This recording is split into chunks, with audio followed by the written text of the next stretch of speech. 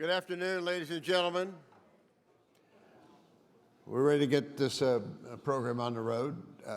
Jeremy offered to introduce me, but I think most of you know me. I'm Nick Mueller, former president and CEO of the museum, now retired. And so I'm looking at a lot of friendly faces here after 17 years. How many of you been our conferences before? Raise your hands. Whew, that's all. It looks like almost everybody. How many were 10 years ago? How many for the first conference in 2006? Oh boy, there's a hearty few here that have been coming all 17 years. So loyal band of brothers and sisters, and it's great to see you all again. As I just said, I'm now fully retired from the museum, but as I stand before you today after 17 years at this conference, it doesn't feel any difference, like nothing has changed except my pay. I mean, that so I'm a volunteer here now. So anyway. The topic today is about preparing the battle, and I am really prepared and pleased to introduce the session today, and you're going to be surprised at what you hear and what you learn from two extraordinary historians. You're going to speak on their research on the last year of the war with a special emphasis on the myths about how the war ended and where it ended and why, things that you probably think you know everything that you can imagine about that, but they're going to bring new light on the plans and the actions that you haven't heard about, both in Europe and the Pacific. Very little known stories of heroic spies and intelligence activities in OSS and Austria and in Italy and Austria, and surprising new research in the last months of the war in the Pacific. Yesterday, just a little bit of context, I think by now you know that it was a bloody and gruesome war. You heard that from a number of our speakers talking about the Battle of the Bulge, and Rob Citino, of course, yesterday. Probably the worst period in human history in terms of the destruction of cities, the deaths of military and civilians, somewhere in the neighborhood of 65 million and more, and much of that occurred in this last year of the war, including many of the deaths from the Holocaust. And the scale of the killing is just, and the civilian deaths is just really hard to get your arms around. It was just staggering, and it's sobering when you think about it these many years later.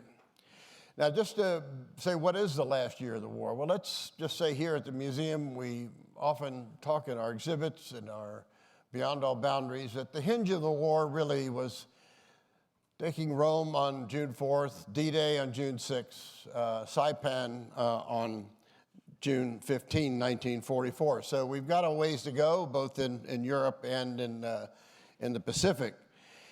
But we look at that as kind of the hinge of the war. I mean, in hindsight, not that anybody thought that the war was going to be over soon after that, but by this time we begin to feel like we're gaining mastery of the air in Europe, and that we've got a foothold on Hitler's continent. By taking Saipan and Tinian, our B-29s bombers can get to the home islands of Imperial Japan. So I think fair to say that the Allies began to believe that they were going to prevail, but didn't know how long it would take to defeat the enemy. So the big thing I would just say in the way of preparation for this is that there were contingencies, there were fears. The replacements and the deaths and the body bags and the coffin crates were coming home at alarming numbers, and there were escalating manpower demands, and you're going to hear about that. And not only was the uncertainty increased by the Battle of the Bulge, but then there was the huge Iwo Jima battles and the Okinawa battles that were huge shocks to the Allies, making it pretty clear that the Japanese were not getting ready to surrender, and we weren't taking POWs. I mean, there was that little mythology after D-Day that we were going to be home by Christmas, but that ended, of course, with the Bulge. So the uncertainties and the unpredictability of the war, and you're going to hear something about that from at least, I think, Dr. Giangreco. And also, the strategic bombing had not brought about the collapse of German morale or eliminated their capacity for military production. And so we've got a very contingent, indeterminate situation as we're moving into 44 and 45. So you're going to not be surprised by you will be surprised by what you learn, but you're not going to be surprised that the war does come to an end. And I think we all know that. So in any event, let me just say a couple of words about our speakers. You have the information in your programs about their bios, so I'm not going to say much. But one time I induced Stephen Ambrose. I gave him about a 6-7 minute introduction, and he said to me after a very fulsome introduction, he said, well, Nick, he said, you're eating up my speaking time, which I'm doing for these guys now. He said, just say Steve Ambrose. So, but I'll say a little bit more of that. Patrick O'Donnell first is our familiar speaker here with us, a good friend. He has 14 best-selling books. He was here speaking on the unknowns, was the title of his talk in 2013. Some of you may remember that. I think that was the year.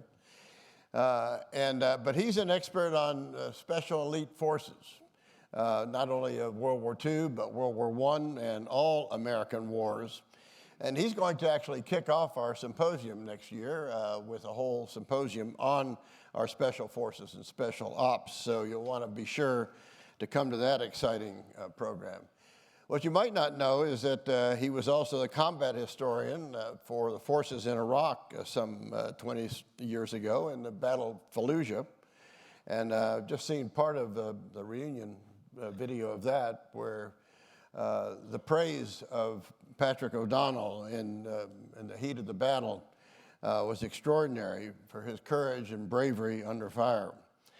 He's also the director of the OSS Society and their chief historian, a director on the board, I should say.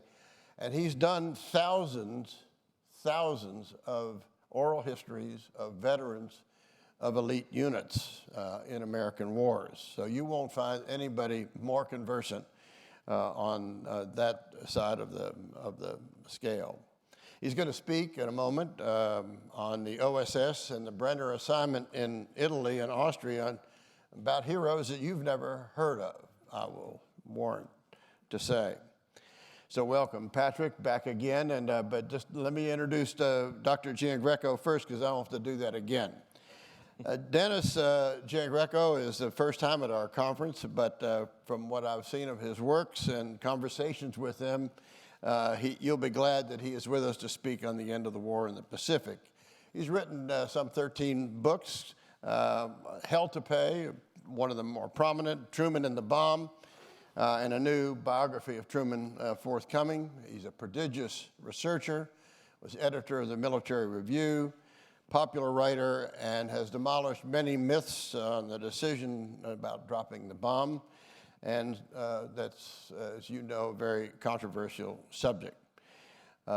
You may be surprised to know that he, like me, and even Stephen Ambrose, some of you maybe here, was sort of a hippie in the past, and he found himself at Woodstock at the age of 17, and Altamont with the Rolling Stones, and then the Hells Angels, I think, were there too. And so, but look what can happen to historians, and they're here speaking to you today. And but he's also a serious graphic artist and has done posters and licensed one of them to Disney and the Marvel poster series. So he's a man of many talents and intelligence, a great researcher, and his talk is going to be on Down the Memory Hole, America's hidden role in the Soviet invasion of Manchuria. So I'm going to invite Patrick O'Donnell to speak first, about approximately 15 minutes, and then I will ask Dennis just to come up after that, and I will have a clicker here. If we go too long, an airborne clicker, so we can cricket. So when you hear that, and that goes for you all too. So in any event, come on, Patrick. All right.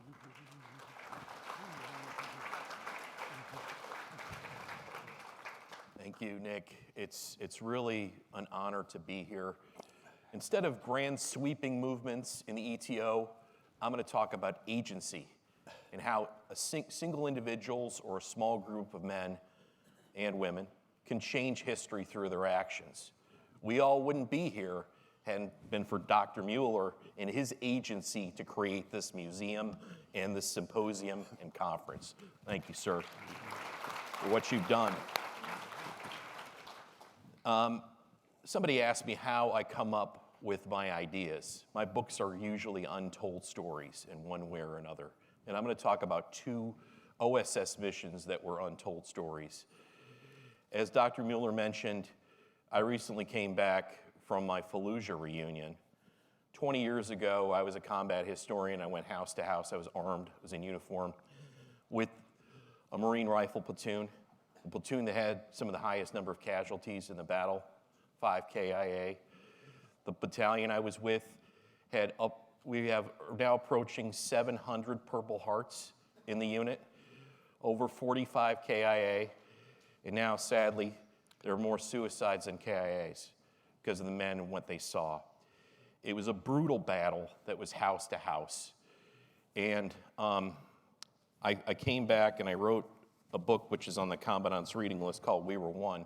It's on multiple Commandant's reading lists. And I just finished that book, and I was trying to figure out what my next book was going to be. And I was going to go back to Afghanistan. I was going to go to Afghanistan. It was my plan, and bed as well, because the battalion commander had now the 5th Marines, and I would go back, and I was contemplating that.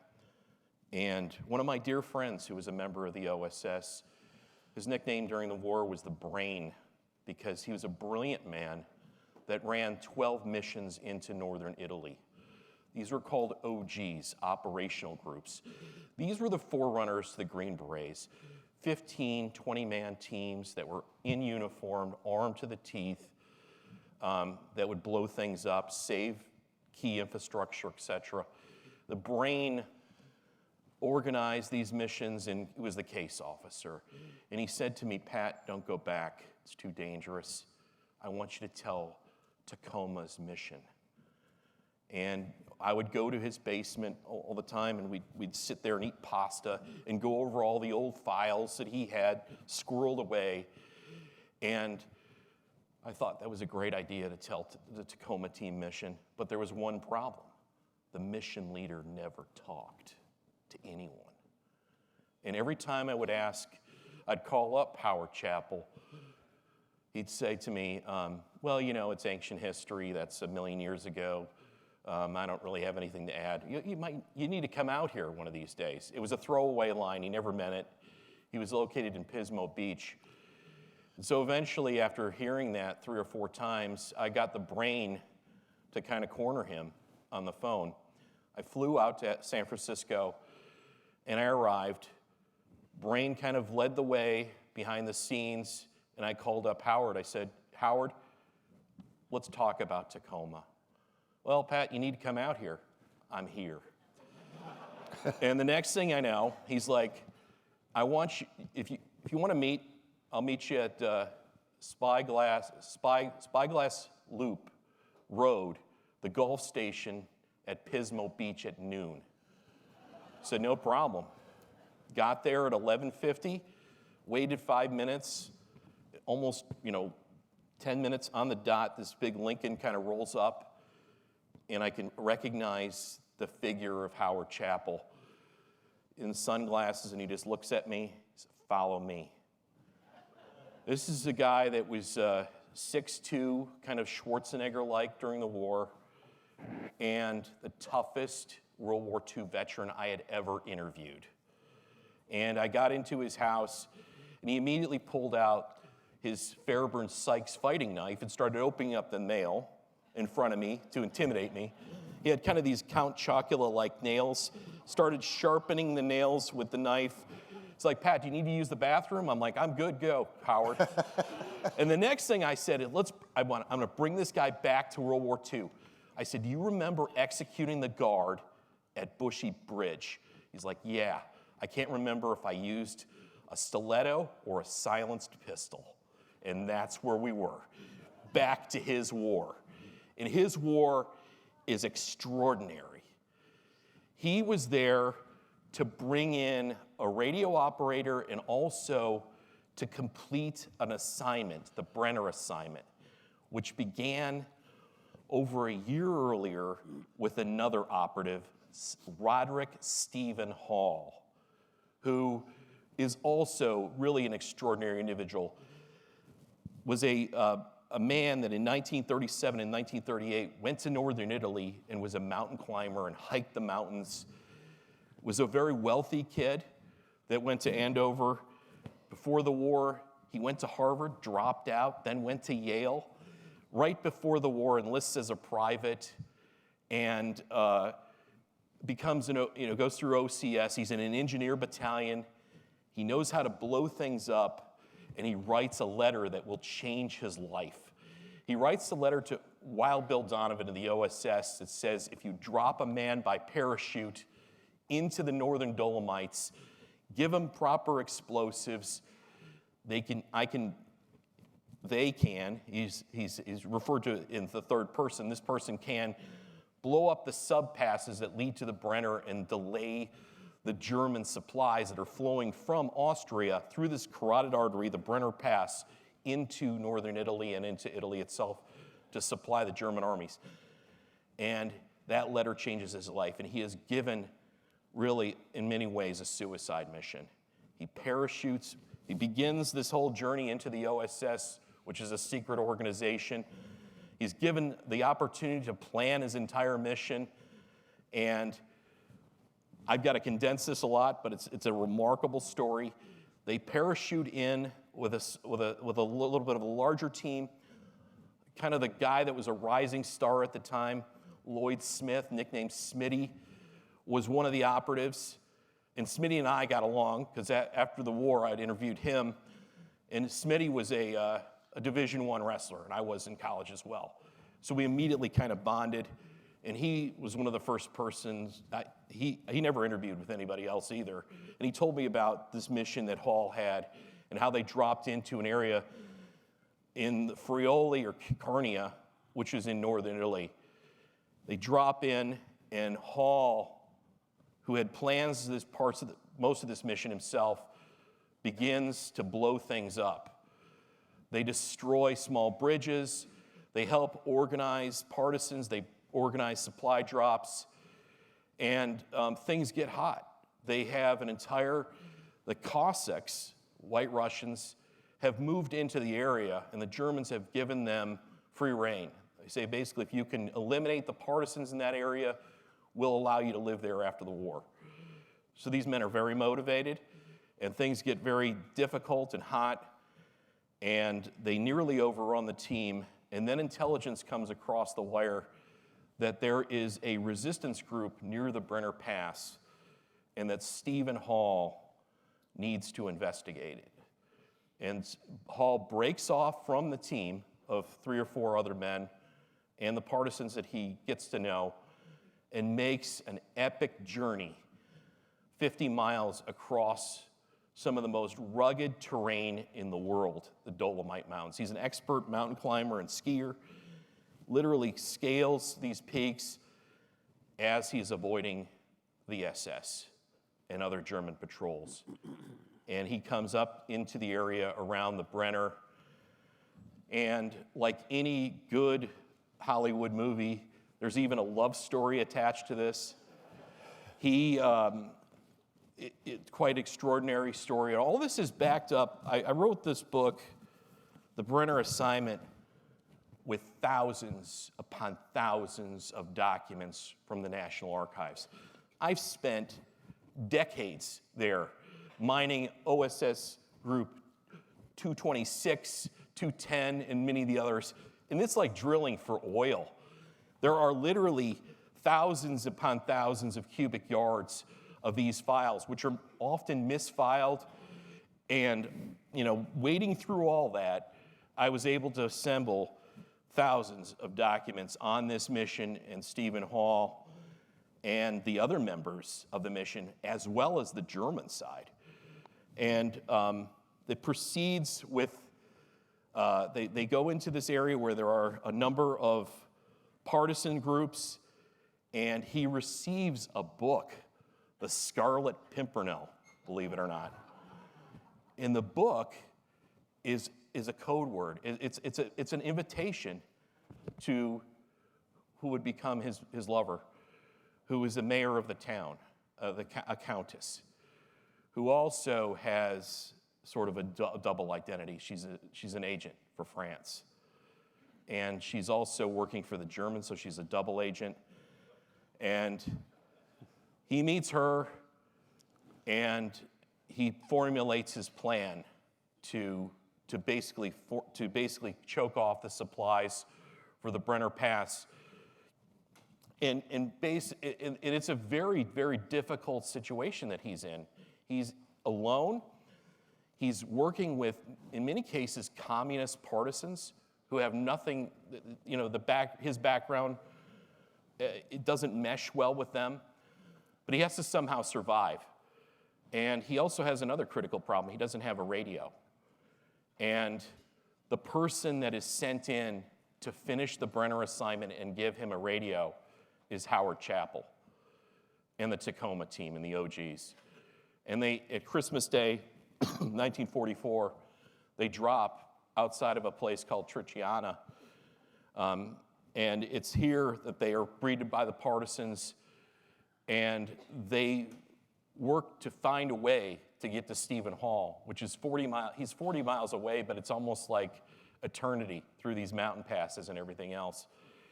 And Chappell begins to formulate plans, but in the meantime, the SS have other ideas, and they launch something called a Ristallamento, where they take an entire battalion of SS off the line, along with other units, and they comb the area. And they overrun the safe house that the Tacoma team is in. And it's an epic story of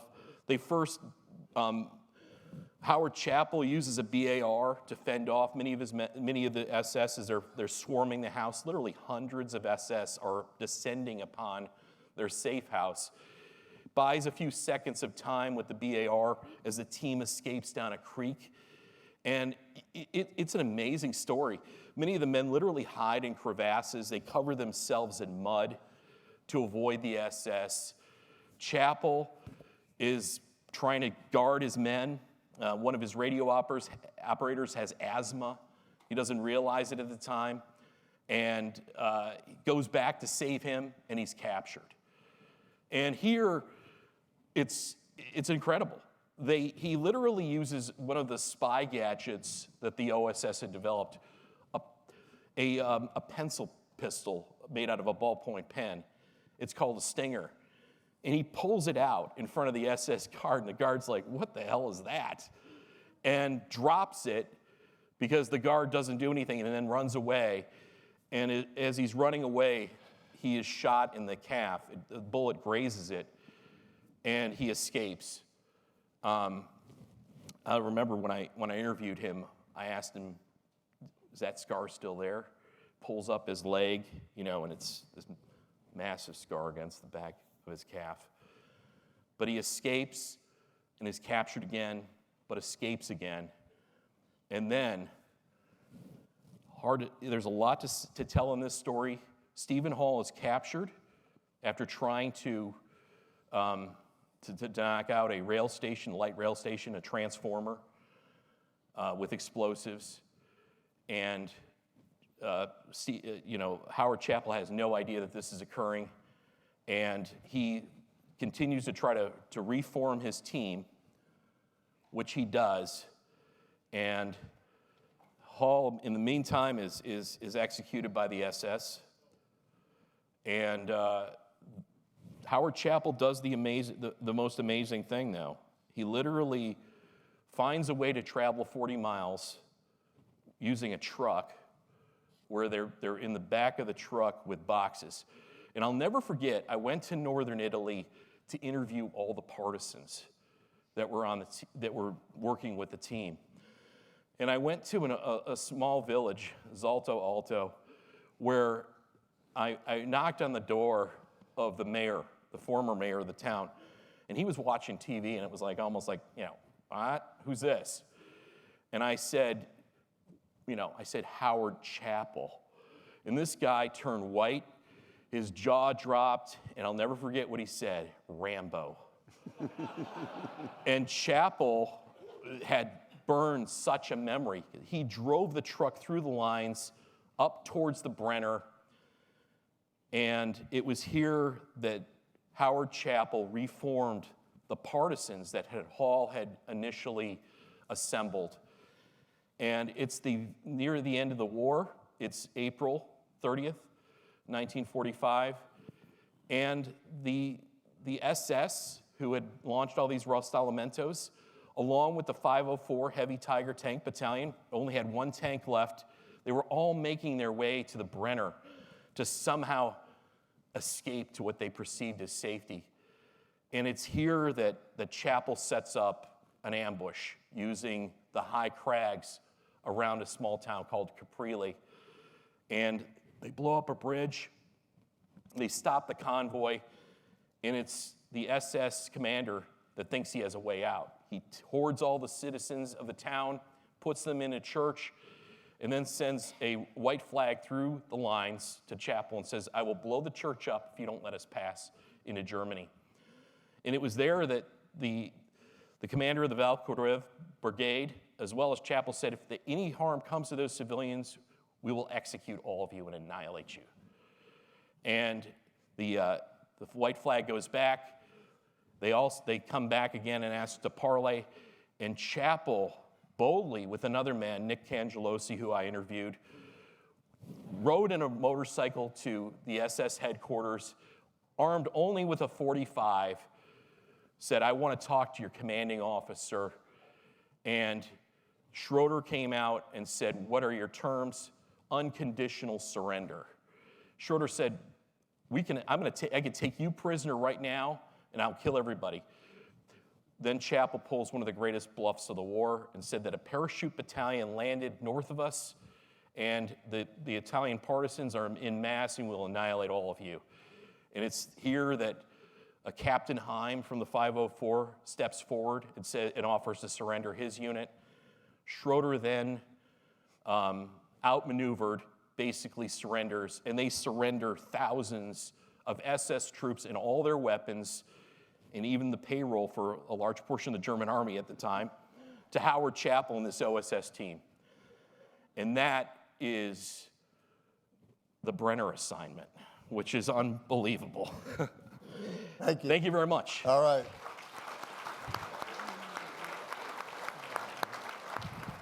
We got to one. Dennis, I'm going to be here. are you going to stay there? I'm going to be here. All right. Okay. Well, Go ahead. go. Okay. Go.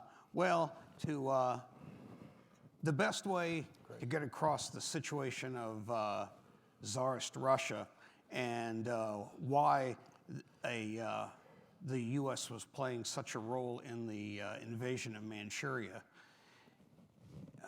Well, really, it's the situation that the Russians and then later the Soviet Union faced in the Far East itself, which is that the maritime provinces and their principal port, Vladivostok, were far, far more vulnerable to Imperial Japan than even the tenuous U.S. position in the Philippines at the time of Pearl Harbor. Now, that lifeline upon which so much depended for the Russians was the Trans-Siberian Railroad, and General John R. Dean, chief of the U.S. military mission in Moscow, didn't mince words when describing the situation, its limitations put the Soviets in. Quote, the Trans-Siberian Railroad constitutes the bottleneck in the support of military operations in Siberia. It is double-tracked for almost all of its 10,000 miles, but there are still enough stretches of single track to reduce its capability considerably. On its eastern end, the roadbed is within a few miles of the northern and eastern borders of Manchuria and was therefore quite vulnerable to Japanese land and air attack. It has numerous bridges and tunnels, and the destruction of which would have indefinitely interrupted traffic between Western Russia and the maritime provinces. He goes on to say that the only other source of supply was from across the Pacific, meaning us, and it was reasonable to suppose that Japan would be able to block that route as well, end quote. Now, it's important to add that the Japanese did not have to limit their attacks to the most apparent spots, and as post-war studies and investigation demonstrated, they didn't plan to. The rail line follows the giant arc of the Amur River, which forms the northern border of Manchuria, for more than 1,200 miles. And along most of that distance, the tracks run a bare 30 to 35 miles from the river, and as little as 10 to 15 along extended stretches. Bridges and tunnels abound. Turning south, the railroad follows the river valley of the Ussuri 250 some miles towards the Vladivostok region, all the while under easy observation and reach of the Imperial Japanese Army on the West Bank.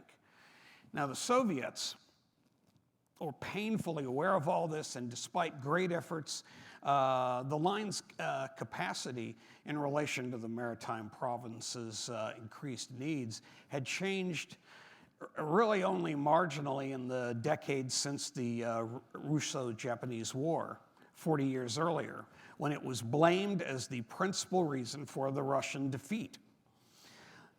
Throughout the long U.S. effort to bring the Soviet Union into the Pacific War against Japan, followed by the detailed coordination with them to ensure that they had what they needed for a full-blood offensive rather than one that was limited in nature, the Soviets repeatedly stressed the need for absolute secrecy, lest the Japanese preempt everything by simply striking the rail line. At one point, in an October 1944 meeting in Moscow, when rumors of negotiations appeared in American newspapers, Stalin personally expressed his concern to Admiral Averell Harriman. General Dean, in his report, referred that he had berated Harriman. But in any event, Harriman sent a somewhat diplomatically sanitized account to FDR. Quote, "The need for utmost secrecy must be observed. Stalin stated that he wished to explain why he was so insistent on security and caution.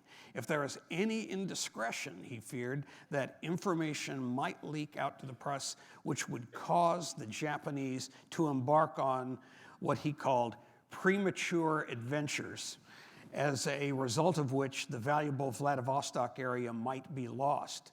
Stalin said that if Vladivostok were lost before major operations commenced, it would be extremely unfortunate for both of our countries," end quote. Perhaps the pummeling that Averell Harriman, perhaps to soften that pummeling, Stalin added, "I am a cautious old man."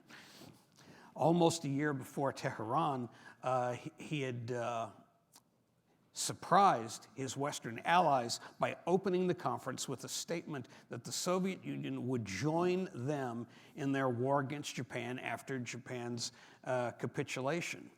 Now, in the October 44 Moscow negotiations, he reiterated that his Tehran plan was, quote, "not empty words," and remarked that the US and Soviet strategic plans were now in coordination for the end game.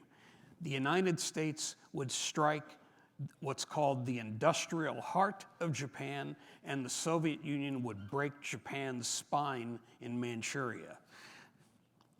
Now, imperial forces in Manchuria, Korea, and northern China according to contemporary estimates, then totaled 1,200,000 men, and Army Chief of Staff George C. Marshall had recently been briefed by his staff that if the United States invaded Japan before a Soviet declaration of war, a considerable part of Japan's 800,000-man army group in Manchuria would be transferred to the home islands and where they would be concentrated against the Americans. For obvious reasons, Marshall was anxious to have the Soviets tie down that army group before the invasion of Japan was launched, and must have been greatly relieved when informed Stalin's belief and intent, quoting Harriman, that as soon as the Russians struck in the Manchuria, Mongolian regions, the Japanese would attempt to move troops back to Korea, and that Stalin was determined that this retreat must be cut off. In a conference held the previous day, Stalin maintained that if stores could be built up now for, the attack could be made 2 to 3 months after Germany's collapse, and stated that, quote, planning should begin at once. Now, throughout the Yalta and Potsdam conferences, as well as the Moscow negotiations before and between them, the Soviets never deviated from this timetable, which would serve as the basis for all military-to-military coordination between the two powers and an immediate jump in Lend-Lease deliveries to the Soviet Union, even before it was formally codified months later at the Yalta conference, the following year. Now, Stalin, as noted earlier, was not advocating a spoiling attack to knock the Japanese off balance, but a knockout blow which would require vastly larger levels of U.S. support. To launch a crushing multi-front offensive of this type so quickly, after their forces had defeated the Nazis in Europe, the Red Army, and they were very plain about this, they would have to depend on the Americans to secretly supply much, and on some of those fronts, most of the food, fuel, war supplies, and even the trucks to move them both before and during the offensive.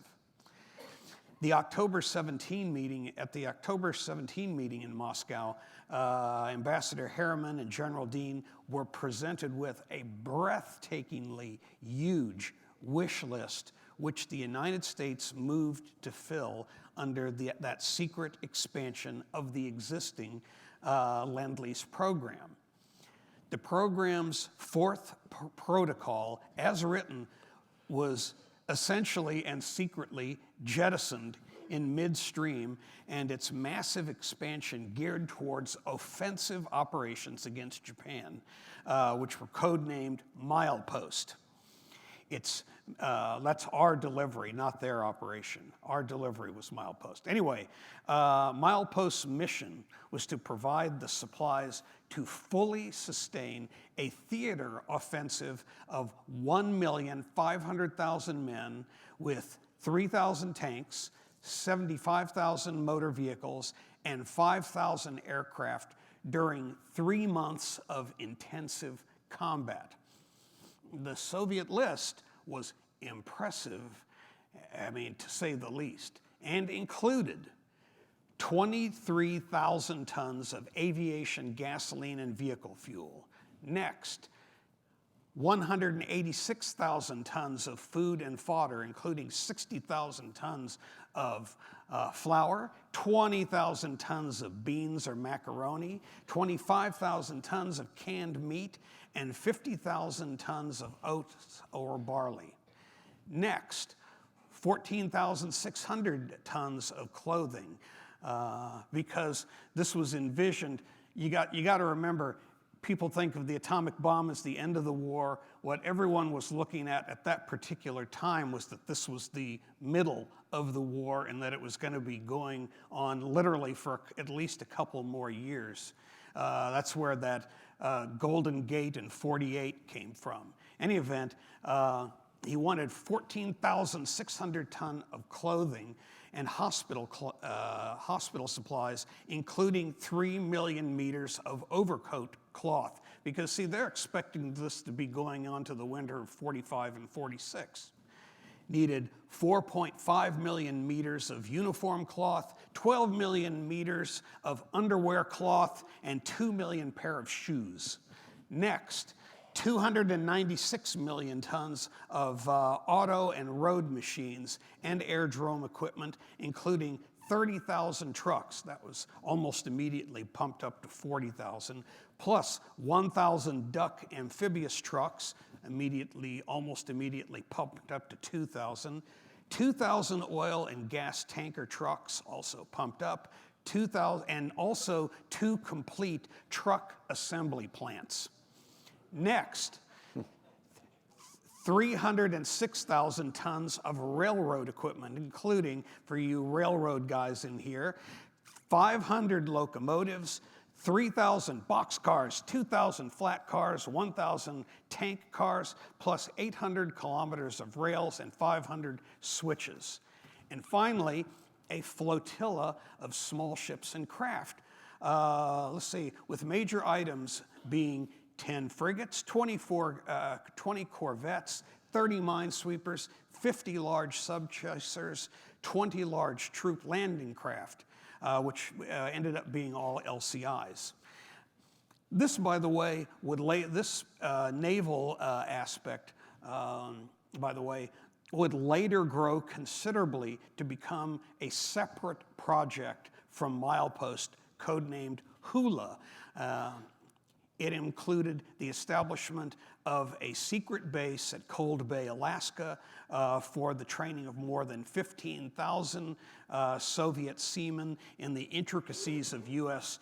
Surface combatants. The Soviet General Staff placed the total tonnage of this initial order to be moved by sea at 1,056,000 tons, which would require a sea lift of 96 merchant freighters and 14 tankers, all of which needed to be done by within about the first week of June 1945. And this was only the U.S. down payment on the Soviet offensive. So, Soviet participation in the war was now linked to the Western Allies' vision of the end game's attrition phase. And the first ships, I mean, we were pushing that stuff like right out the door. The first ships with milepost cargoes actually arrived before the end of 1944 at Persian Gulf posts. And again, this is before everything is even, codified at the Yalta Conference. Well, now I've run out of time, so I'll just close by mentioning that milepost shipments across the Pacific on U.S. Liberty ships sailing through Japanese straits, flying the hammer and sickle of the still neutral Soviet Union, reached their peak in May and June 1945 before the Potsdam Conference. Now, as the Cold War developed after World War II, the Soviets and the U.S., each for their own reasons, breathed not a word of projects Milepost and Hula, nor the U.S. Kiel Block's war plan directly supporting Soviet combat operations against the Japanese, which was given the green light halfway through the Potsdam Conference by Generals Marshall and Admiral King.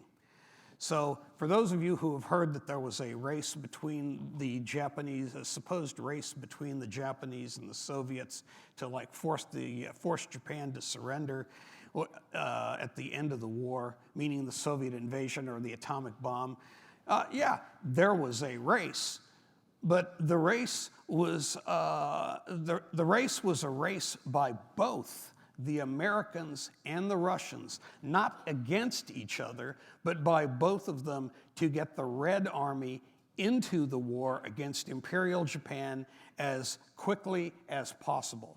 If I got one more minute, I can Go say ahead. a little more. Okay. Now, that this was invisible created a massive void in the historiography of the war, into which a couple decades later, all kinds of nonsense flowed relating to why the atomic bomb was dropped and criticisms of Harry Truman. But that's another story which Rich Frank tomorrow might touch on. All right. Thank you both, and we'll... Oh, and there is one last thing. I'm not a doctor, I'm a mister. Okay. Let me just pose each of them a question, and we'll open it up a minute, and we'll try to keep the answers relatively short. But first of all, to Patrick, as we're looking at the whole Brenner assignment and going in there and blowing up bridges and trying to get intelligence and to disrupt the supplies that were coming into Italy, but there was also an intelligence gathering notion as to the last redoubt, as it was called, and that Eisenhower and the Allies were somewhat worried about that Hitler was going to bring millions of troops as a last stand into the Alps in Austria somewhere. And there was a second part of this Brenner assignment that goes over the Brenner and into Austria above Innsbruck, with a couple of more OSS guys, Freddie Meyer and his radio operator. Why don't you just give us a short version of that and the last redoubt? And, Sure. And then we'll... I was going to talk about my other book, which is called They Dared Return, which is on the real Inglorious Bastards.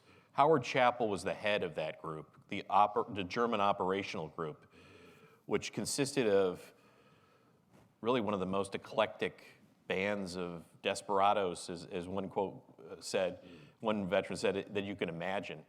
And this included many German refugees from Germany and Austria that had families in concentration camps, as well as some deserters, some other German speakers like Chappell. And they formed this team of men, which was over 50 men, to go back into Germany by parachute, the German operational group. And make a long story short, that mission didn't really get off the ground. There were a lot of mishaps. And 5 of these men who were refugees mutinied from Chappell's group and said that they wanted their own mission to go back, to get back at the Nazis for what they had done to their families. And 2 of those men, Fred Mayer, who was a very, very dear friend of mine, my daughter would always call him Uncle Fred, organized what was known as the Green Up Mission. And the Green Up Mission was something like out of where eagles dare. These men flew in by B-24, a blackened B-24, and dropped on the side of a glacier that was almost 2 miles up in Austria near Innsbruck. And Mayer did all the planning. He was with Hans Winberg, who is a Dutch refugee, which was part of the German operational group. His family was in concentration camps, and they dropped in. They were disguised, for the most part, in Alpine Corps gear. The other person that they had on the team was Franz Weber, who was a deserter volunteer. It's a euphemism for they went into a POW camp and recruited Weber, who had a strong, he was a strong German nationalist. He didn't believe in Nazi Germany, and put his whole life on the line to jump back into Germany. And they dropped on the glacier. It's an amazing story of how they got off of it with a sled and all kinds of things. And then they went back into the area in and around Innsbruck. They holed up in a safe house. Weber was very familiar with the area and gave Freddie his German uniform. And one of the family members was a nurse, and they basically bandaged his head, disguised him as a German officer. And the story's incredible. He went into a German officer kind of a hospital area where they were recuperating from their wounds, and he mixed in with the German officers there and got information. Everything from the location and dimensions of the Fuhrer bunker to German trains that were passing through the Brenner Pass. That was his initial assignment, which then changed into something, as Dr. Mueller mentioned, the Alpine Redoubt. What is it? Is it real? Is it fake? And Freddie was trying to provide them with information to headquarters, which he did. And much of what was going on was disinformation. It was probably one of the greatest disinformation campaigns in history. They completely fooled the Allies into believing that they were building fortifications in and around Innsbruck in the Alps. They had massive underground factories that they were hiding V2s. Some of it was true. They found out, for instance, that there was ME-262 production in a mountain factory. And, Mayer does the impossible. He tries to figure out how to get in there. And he becomes Frederic Mayer, a French refugee. Gets rid of the German officer's uniform, infiltrates in the plant, provides information.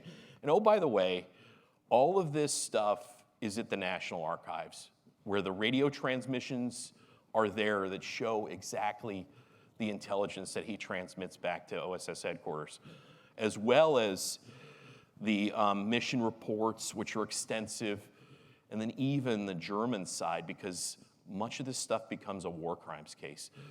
Make a long story short, Freddie Mayer is rolled up by the Gestapo and tortured relentlessly for days. Doesn't break, but he's able to convince the Gauleiter that instead of making a last stand, if you surrender Innsbruck, make it an open city, I'll let you off on your war crimes. I'll at least protect you.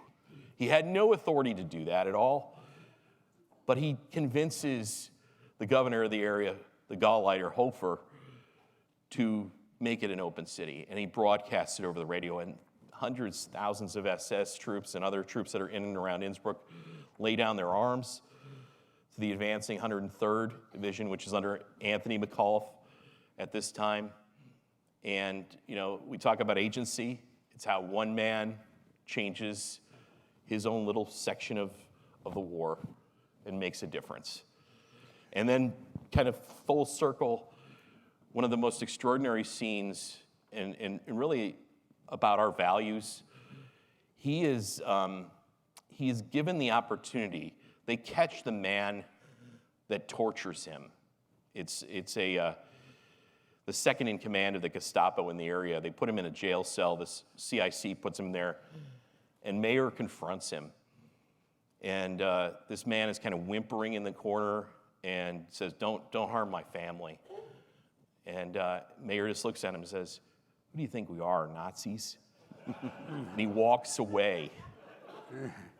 But that's, it's about forgiveness too. It's extraordinary, just extraordinary individual that would just go back into West Virginia and never talk about it to anybody, really. And there's a great documentary that's based on my book. It's called The Real Inglorious Bastards. It's on the History Channel a bunch of times on Fred's story, and they interviewed him and Hans, some of the others. Well, if that story is intriguing to you, Dennis and I are planning to do a museum tour a year from August to retrace the route in South Tyrol and in Austria for all of these insights. So you'll get a lot more of those if you want to go. Dennis, just let me ask you a question about a very persuasive argument about the importance of this secret arrangement, at least secret to most historians after the war, and how important that was. I mean, that was underway before we knew the the bomb was even going to work. Which is one of the reasons why they put stock in it, like, because they did not know how the Japanese would react to nuclear weapons. Right. But Soviet participation at the level at which they were organizing it was something that was quantifiable. It was known, and it was going to be needed, potentially, even if the bombs were dropped and they didn't surrender, because there was a target set of 4 cities. A couple different times it was shuffled into being 5 cities, and Stimson kind of beat that back, having to do with one of them. But there was a strategic target set of 4 cities, and if at the end of that strategic target set, the Japanese had not been stampeded into surrendering, heck, the war would be going on in Manchuria. Our invasion is coming up. I mean, everything is still go. We weren't, nothing was being called off. And, but again, you didn't know how the Japanese ultimately were going to respond, because they're military. And again, Rich may get into this tomorrow, but I'm not sure what he's talking about. But, the military, they didn't think there was any call to surrender. Right. They didn't think any call that they should be doing that at all. Anyway, you could quantify what the Soviets could do, and you didn't know what the bomb could do. That's right. Ultimately, and it just illustrates, I think, the contingency and indeterminacy of what effect the bomb would have. And of course, we didn't even test it until June, so didn't know if it would work. And then, you wrote also on the decision to drop the bomb, and we talked the other day, and I said, it really wasn't a decision to drop, because it was always assumed that that Truman and the leaders were preparing this bomb to use it, and it would have had to been decision not to use it. And isn't that correct? I mean, yep, that's exactly from the documents, right. Yeah. So yeah. Now there was a slow up after the. There was a slow up after the second blast, the one at Nagasaki, and I talked with George Elsey about this, who was like the map room guy who actually knew of what was going on, with the bomb, before Hiroshima. And Elsey had mentioned that Truman was kind of.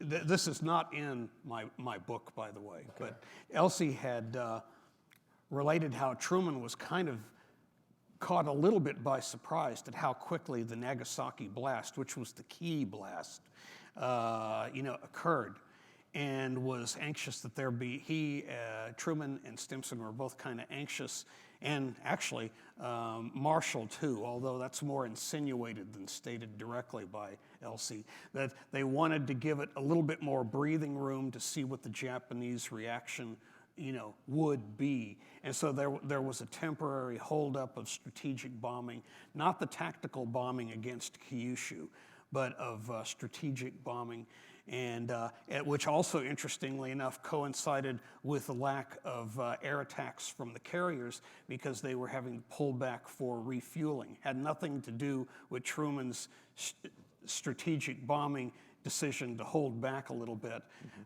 time-wise, give them some time to come to some kind of decision, because they were really all over the map, in Imperial Japanese headquarters. They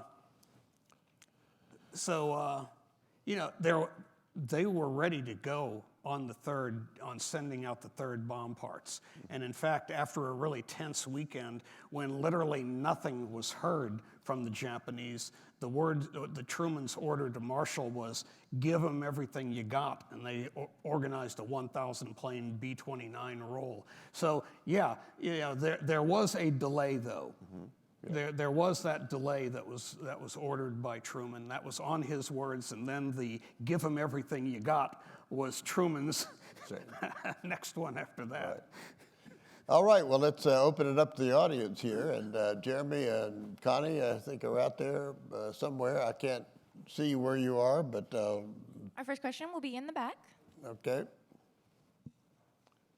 Thank you for the shout out to the rail fans. So I just always like, if we're producing, the United States is producing the locomotives, are they, how are they doing the? A lot of that was stock on hand. Okay. Yeah, a lot of that was stock on hand. Because even though we were getting it to the two principal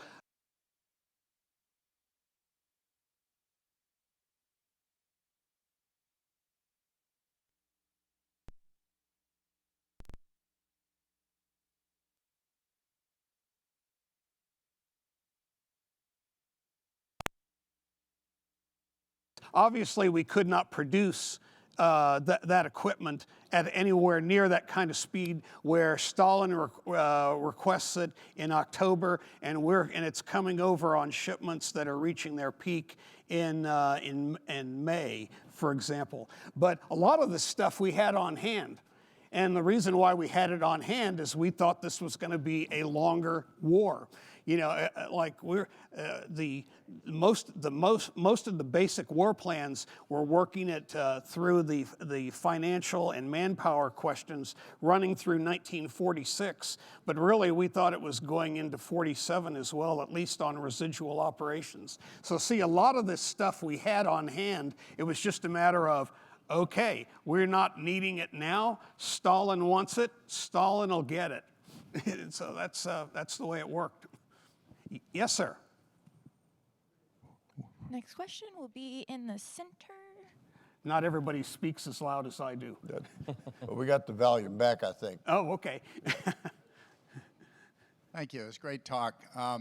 So the Soviets signed a non-aggression pact with Japan in April of 41. Correct. And some people speculate that what Stalin was really doing was very strategic and very smart, that the Japanese Imperial Army was sort of oriented toward attacking the Soviets or attacking into Siberia, whereas the Imperial Navy wanted to go after the United States Navy. So with that non-aggression pact, in effect, Japan was being redirected to attack the United States. So that's just an observation. So we start with the aid of Harry Hopkins of delivering massive amounts of aid to the Soviet Union as soon as the Germans invade. And that continues right through to the point that you were talking about. But it's handled politically as a very different matter. The supplies that were going to help the Soviets, including tanks, the whole works. Including factories. Yes, that's right.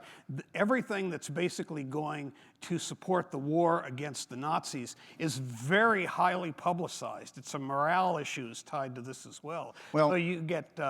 You're right. The point I'm trying to make is that in return for all of this massive amount of aid, the record seems to indicate that there was very little done in return by the Soviets to support any of our efforts against the Japanese.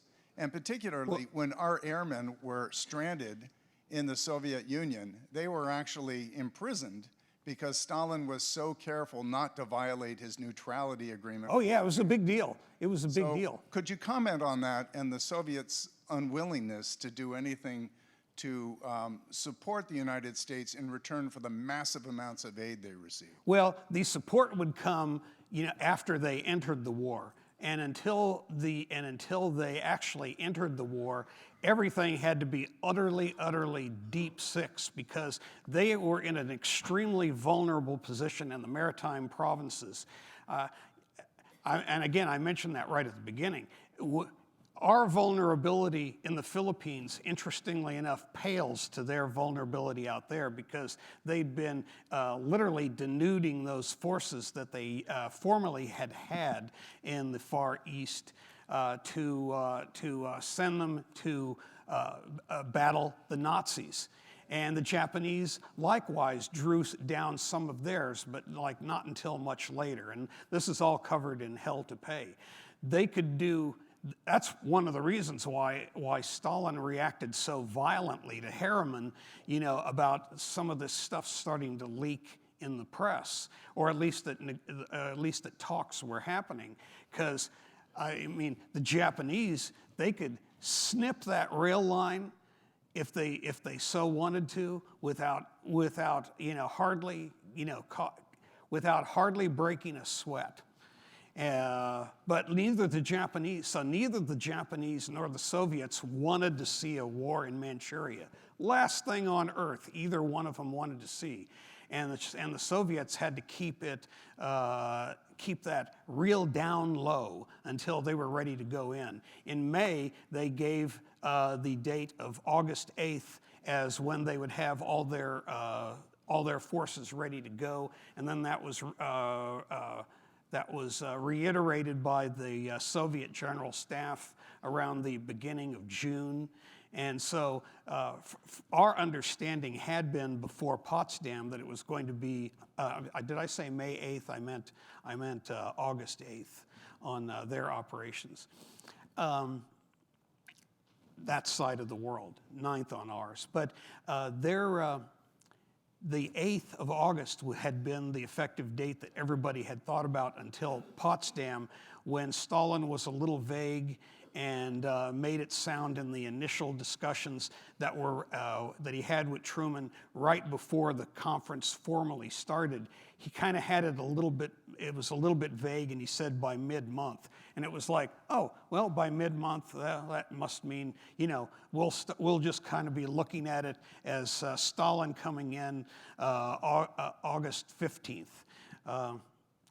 But then it ended up being the original date after all. But in any event, no, neither side wanted to see a war there for a long time. And even when the Soviets were building up, it just had to for them to, in effect, surprise, surprise, declare war. It had to be absolutely secret because their communications line was just too vulnerable.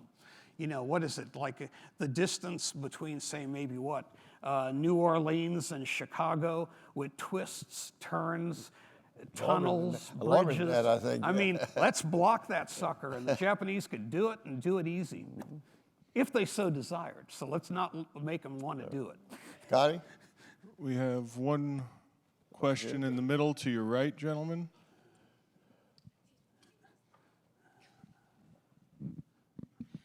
Dovetailing on what the gentleman just said, the Soviets declared war between Hiroshima and Nagasaki, and did that have any impact on their decision to surrender? Did the Soviets push them over the edge, or was it two bombs? It was certainly a big part of it.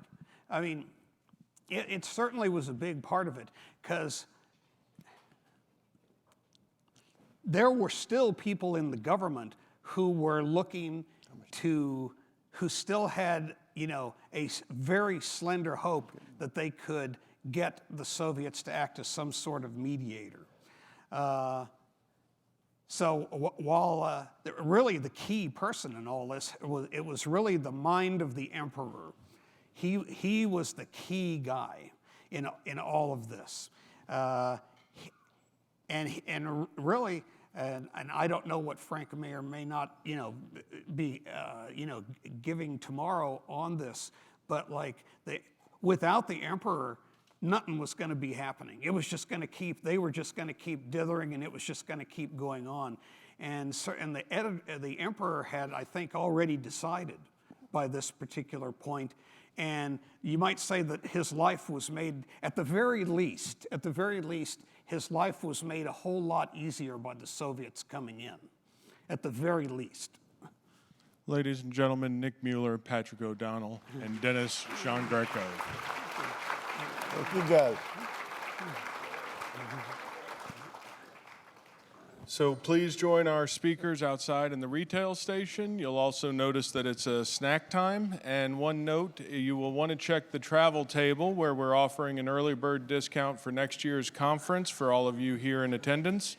And the opening keynoter for our pre-conference symposium on World War II Special Operations and Special Forces will be Patrick O'Donnell. So sign up and be the first to get on the register so that you can come back and hear Patrick next year. Thank you all very much, and see you at 3 o'clock sharp. All right. Well, thank you, gentlemen.